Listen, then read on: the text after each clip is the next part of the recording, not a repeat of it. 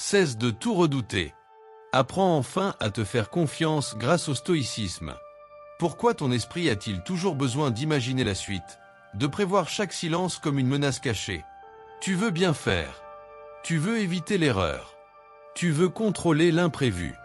Mais cette quête de maîtrise t'épuise et t'éloigne du calme intérieur que tu recherches. Tu avances, tu souris, mais au fond, ton mental tourne sans s'arrêter. Chaque imprévu devient une alarme, chaque silence une inquiétude sourde. Ton cœur s'emballe pour des choses qui n'existent que dans ton imagination. Et peu à peu, l'anxiété brouille ta perception du réel. Tu veux lâcher prise, mais plus tu t'accroches, plus tout te glisse entre les doigts.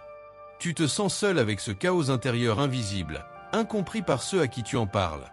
Tu sens qu'une autre voie existe, une voie où la confiance n'est pas un luxe, mais un retour à l'essentiel. Le stoïcisme garde cette sagesse depuis des siècles. Alors, combien de temps vas-tu laisser ton mental décider à ta place? Combien de nuits à ruminer? Combien de journées à douter? Avant d'accepter que certaines choses ne dépendront jamais de toi? La vie ne t'attend pas pour être parfaite.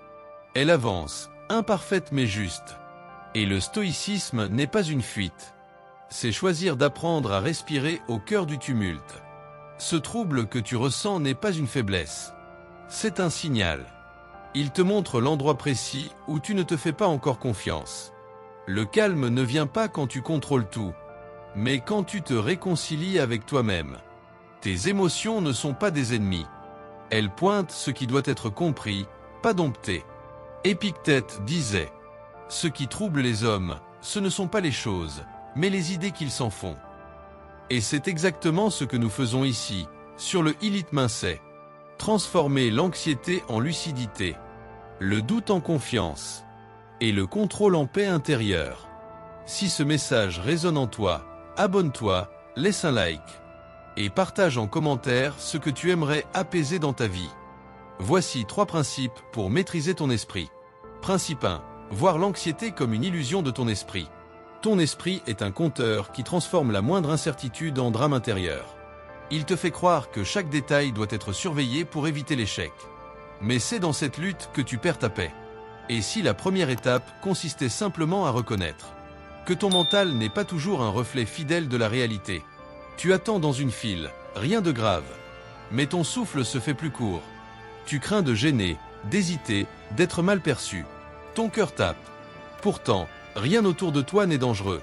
C'est ton esprit qui invente une urgence. Marc Aurèle disait « La vie de l'homme est ce qu'en font ses pensées. » L'anxiété vient rarement des faits, mais du sens que tu leur donnes. En observant tes pensées au lieu d'identifier, tu reprends du pouvoir. Cette réaction automatique n'est pas ta faute. Elle vient d'une peur ancienne, perdre le contrôle. L'accueillir sans y céder, c'est déjà du courage. Sénèque rappelait « Nous souffrons plus dans l'imagination que dans la réalité. » Quand tu commences à voir la fiction derrière tes peurs, le calme revient. Plus tard, chez toi, tu sens une différence. Ton souffle est plus doux, ton corps moins crispé. Tu ne revis plus chaque détail du passé. Tu t'ouvres à ce silence intérieur. Non comme un vide, mais comme une force tranquille. Le stoïcisme ne demande pas d'être insensible, mais lucide. Et cette lucidité t'ouvre la deuxième clé. Séparer ce qui dépend de toi de ce qui n'a jamais été sous ton contrôle. Principe 2. Distinguer ce qui dépend de toi et ce qui n'a jamais dépendu de toi. Tu veux souvent que tout se déroule comme prévu. Tu penses que ta vigilance peut empêcher le chaos. Alors tu t'épuises à contrôler l'incontrôlable. Une réunion imprévue. Ton planning explose. Tu veux anticiper, rassurer, satisfaire. Mais le stress grimpe encore. Épictète disait « Certains événements ne dépendent pas de nous, mais notre jugement sur ces événements dépend entièrement de nous. » Tu n'as pas de pouvoir sur les circonstances, mais tu as du pouvoir sur ta réponse. Chaque fois que tu renonces à changer ce qui ne t'appartient pas, tu récupères de l'énergie pour ce qui dépend réellement de toi.